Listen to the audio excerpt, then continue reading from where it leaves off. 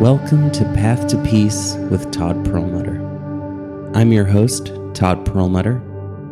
Our world is a projection of our collective consciousness. The more peace we bring into our lives, the more peace we bring into this world. So let the transformation begin. In the not-so-old days, like 20 years ago, we usually compared ourselves to our neighbors. We lived in the same neighborhood, so we were generally in a similar class. And we weren't constantly comparing ourselves to the lifestyles of people who were far outside of our economic class.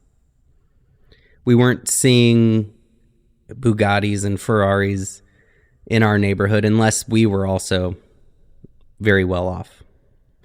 And today we see so many examples of private jets and fancy watches showing up on our social media feeds.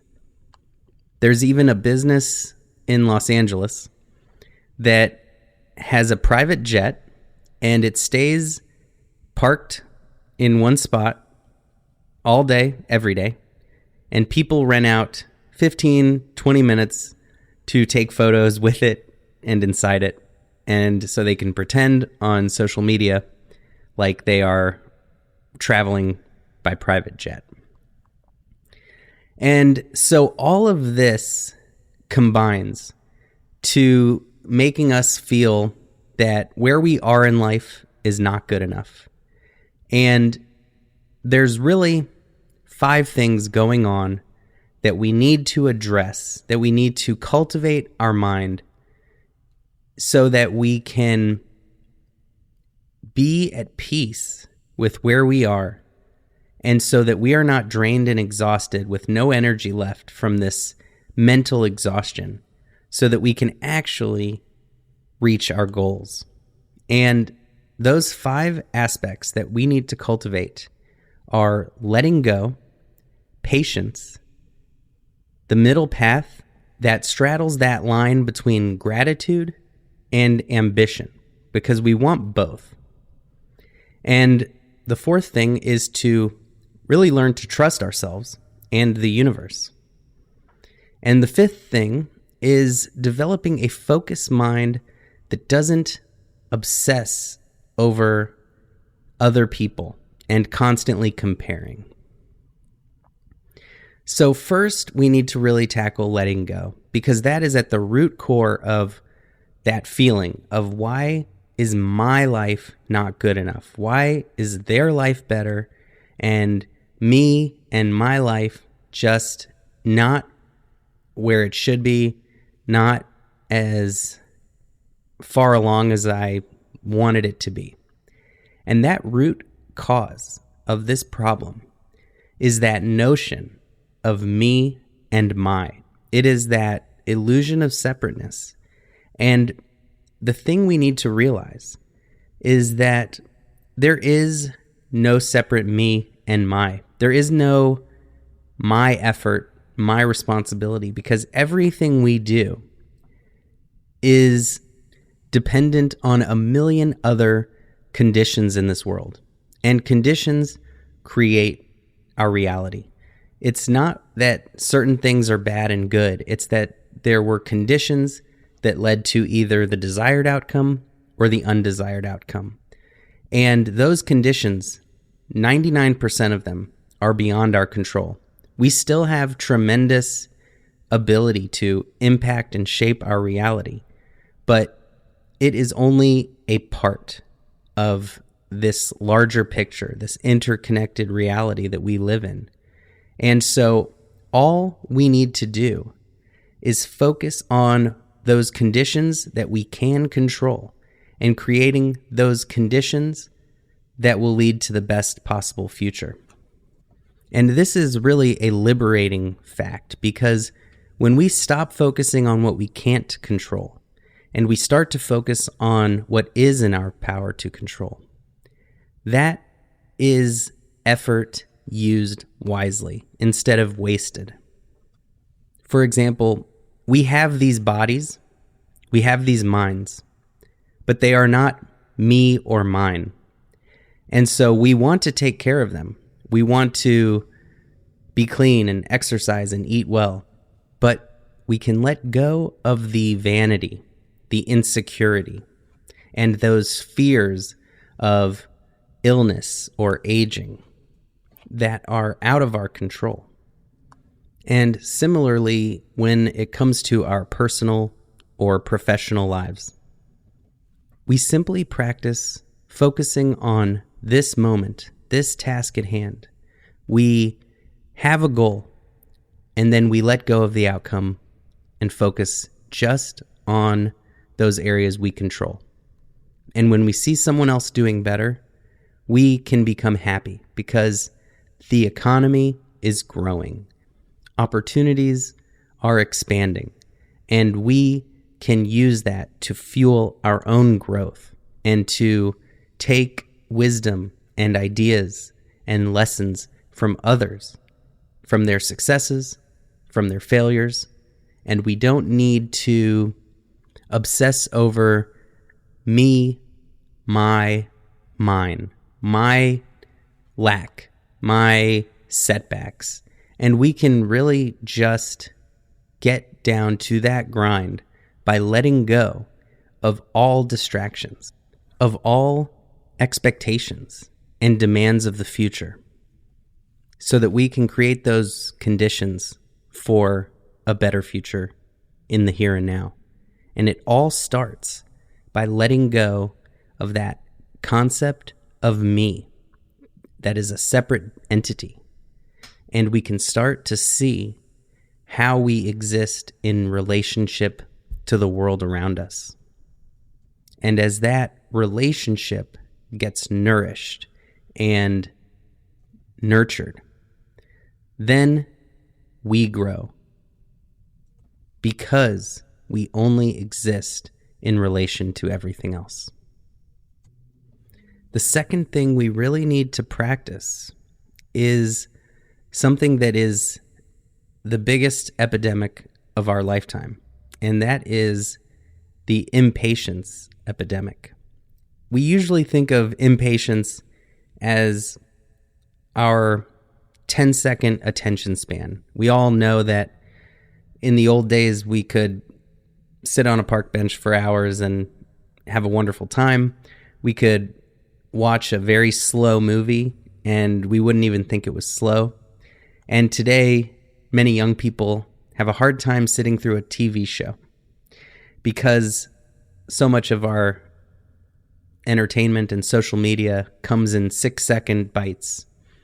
And so we've literally lost that ability. And now the average movie or TV show cuts every couple of seconds, whereas it used to be 30 seconds or a minute.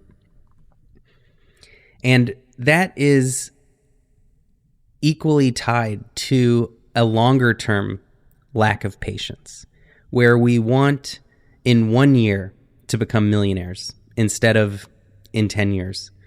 And if we don't get it, we suffer immensely. But the universe has its own pace and rhythm. The earth takes a year to go around the sun. The trees move imperceptibly slow. We cannot see the growth of even a fast-growing child. And yet, because of delivery apps, we expect everything right here, right now, because of streaming platforms that let us watch everything we want whenever we want. We have created this long-term impatience where we just demand that the world conform to us and to our time frame. And that is going to generate immense suffering. And it is really impatience that is the cause of so much suffering in this world. Most of the time when we panic, we could just relax and the crisis will be over before we know it. But we just love to jump to conclusions and to worst case scenarios.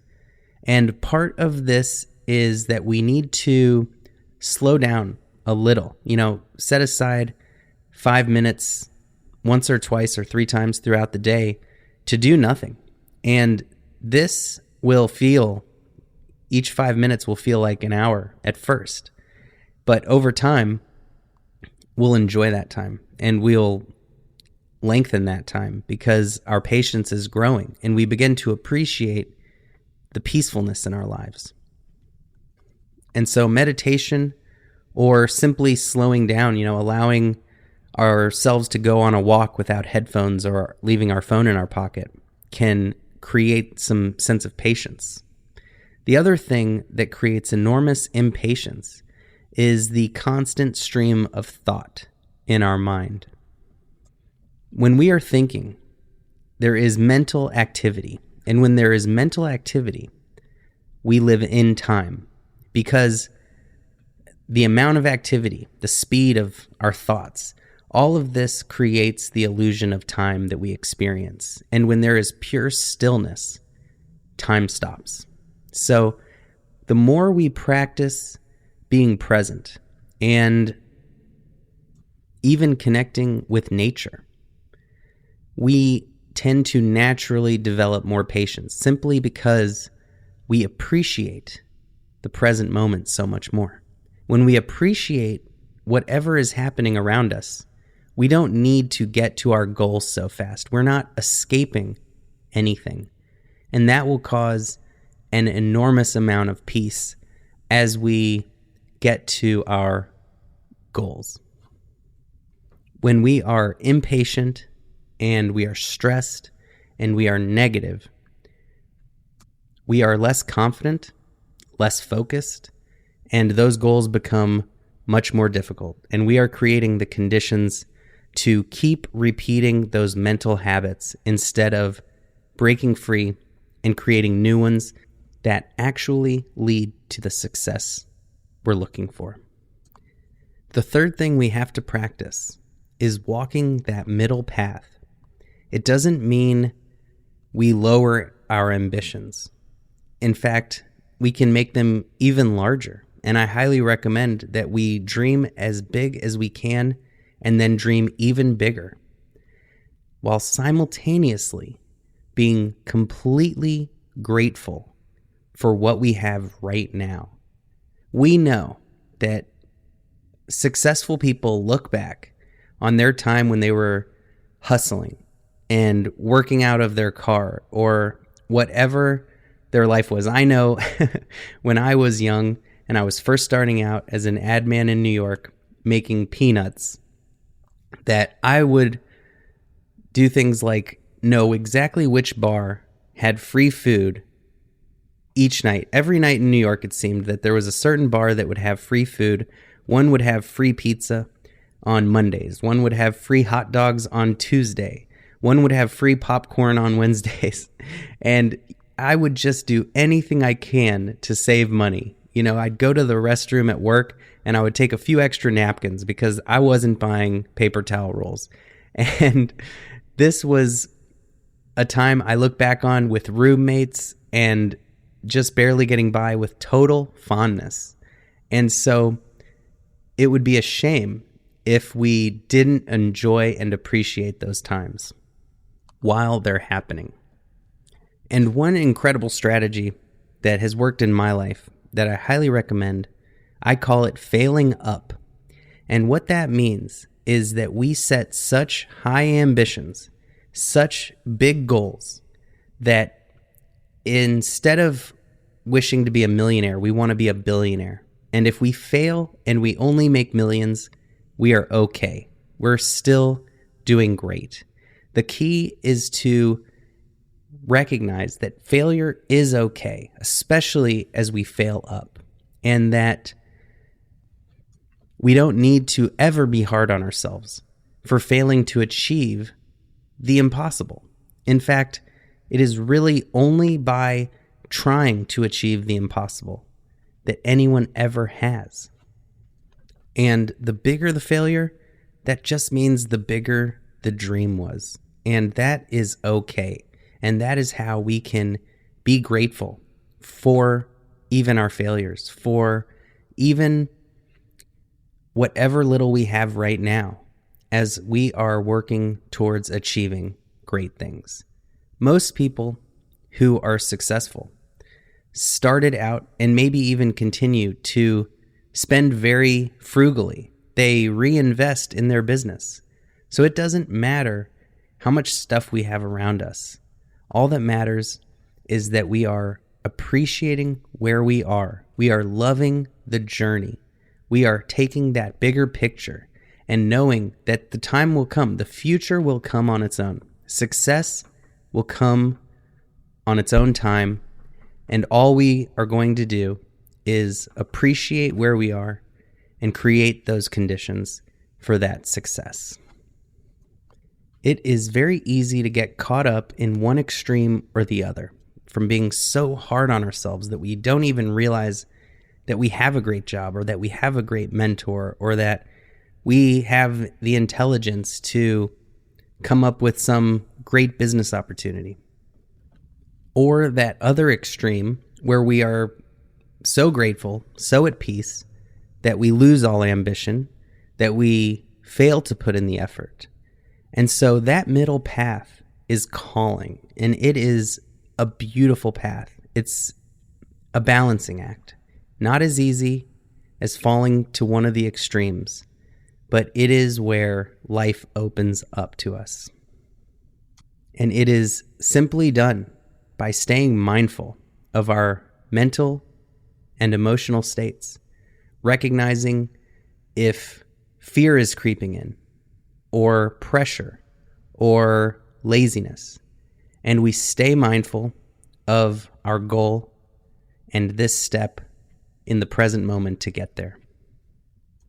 The fourth mistake we usually make when we are being too hard on ourselves, when we're getting negative because life's not going the way we want it or other people are doing better, is we need to trust ourselves and the universe. Again, we need to realize that we have these incredible bodies and brains.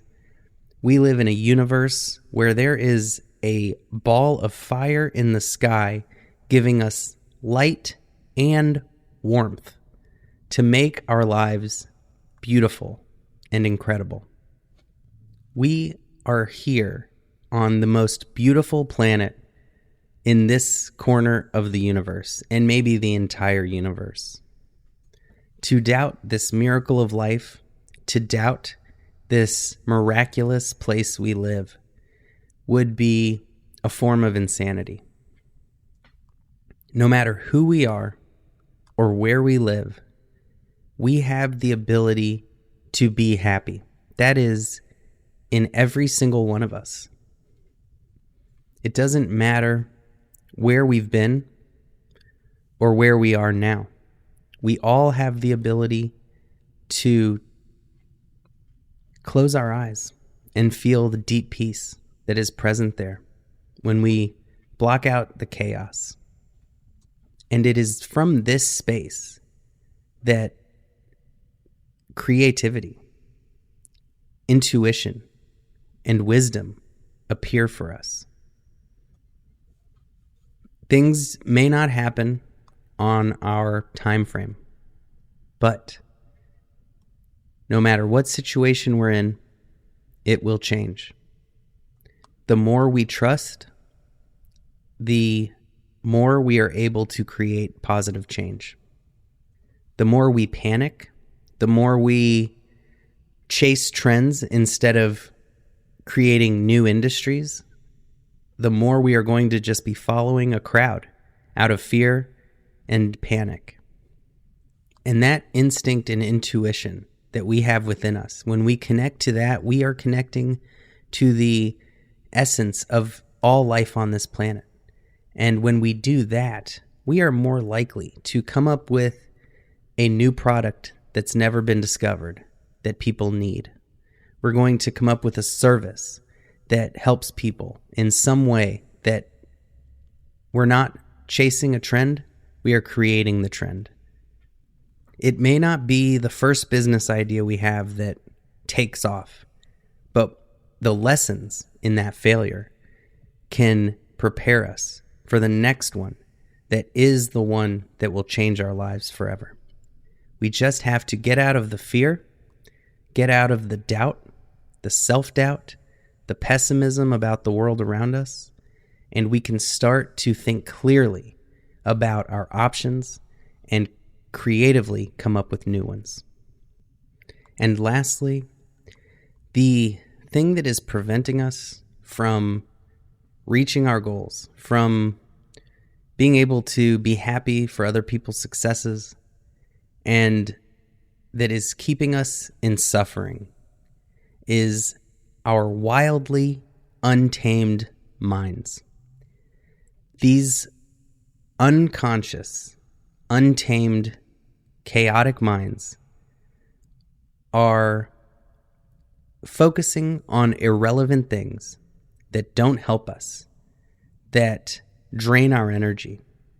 And those things are comparison, constantly obsessing over irrelevant factors that we have no control over and that are only contributing to our misery and completely drains and exhausts us so that we cannot ever reach our goals. Because the people who are focused like a laser on this step to getting to their goal, this very moment, and what they need to do, they are not worrying about their neighbors. They are not worrying about influencers online. They are laser focused. And even if they may not be spiritually trained, they have this natural tendency towards focusing on what will achieve their dreams. And we can all train and condition our mind to be focused, to be present, to have the space for creative ideas and insights to enter, to digest the lessons we've learned from failures and successes. And this mind training can be done both in meditation, but also in every moment throughout the day, where we are focusing not just our mind, but our activities, our efforts, onto what we need and care about in the moment. Whether it is a business goal, a relationship goal, a goal that we're trying to work on ourselves. If our mind is chaotic and unfocused, we will constantly seek out and need the motivation from others. We will need motivational speakers. We'll need to spend constant effort on simply directing our focus because we are not taking charge. Then this is why all motivational speakers, all motivation is temporary at best. It has a window of time where it's effective when a company brings in a speaker, but that effect wears off rather quickly. And in exchange of that temporary boost of motivation, we can create lasting motivation by training the mind to focus. And what that means is we create a life that is intentional, that is guided by ourselves, where we don't give our power of focus to someone else. And so in meditation, we focus on one thing. We notice the mind start to wander, what makes it wander, what gets us distracted. And then we bring it back to the object of focus, whether it's a breath or a mantra. Every single one of us can train in focus. When we brush our teeth, are we focusing on brushing our teeth, or are we thinking about what we need to do that day? If we are always lost in thought and distracted, we are going to be lost and distracted in our long-term goals as well. And so we need steady mindfulness of when we are comparing and wasting energy, mindful of when we are self-critical and hurting our own confidence. Each one of us is capable of achieving extraordinary things. I heard one story of an architect who went blind, and he became the world's foremost architect for buildings that became handicap accessible. He figured out which floors and textures tap in a way that creates the best echo so that a blind person can navigate it just by tapping the floor with their cane. He went on to write books and became much more successful than he was when he was a seeing architect. Whatever we think is our disadvantage can become our advantage because it makes you uniquely you. And the more you are you, the more you will find a niche, the more you will find something that has no competitors because you are in a league of your own.